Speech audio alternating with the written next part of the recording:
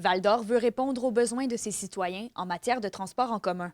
C'est pourquoi elle octroie un contrat de 84 000 à l'entreprise Vecteur 5, qui se spécialise dans la gestion du transport collectif au Québec. Est-ce que ça correspond très bien aux attentes de la population? Est-ce qu'il y a des attentes qui ne sont pas répondues actuellement? Donc, c'est un peu la mission qu'on a donnée à Vecteur 5. Il va y avoir également une phase de consultation publique un peu plus tard ce printemps.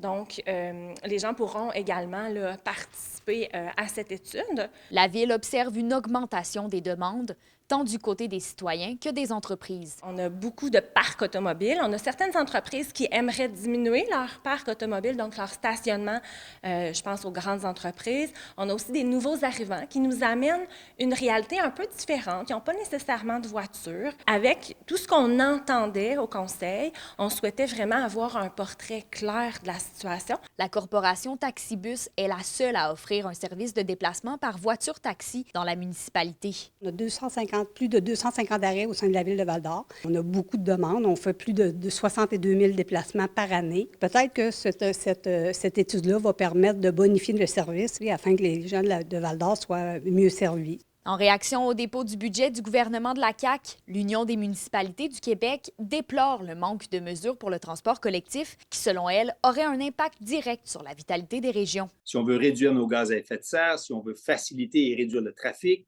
dans des régions comme chez vous, de se promener d'une ville à l'autre, ça prend du transport en commun. Sinon, malheureusement, on est condamné à utiliser la voiture. Ce qu'on ne souhaite pas, ça prenait des efforts importants du gouvernement, ce qui n'est pas arrivé avec des nouvelles sommes. De l'autre côté de la 117, Rouyn-Noranda poursuit son projet pilote pour la gratuité des transports collectifs jusqu'à la fin avril et note une hausse de l'achalandage. La Ville se questionne toutefois sur la poursuite de cette gratuité. Des annonces devraient être faites sous peu. Kémilia La Liberté pour RNC Nouvelles.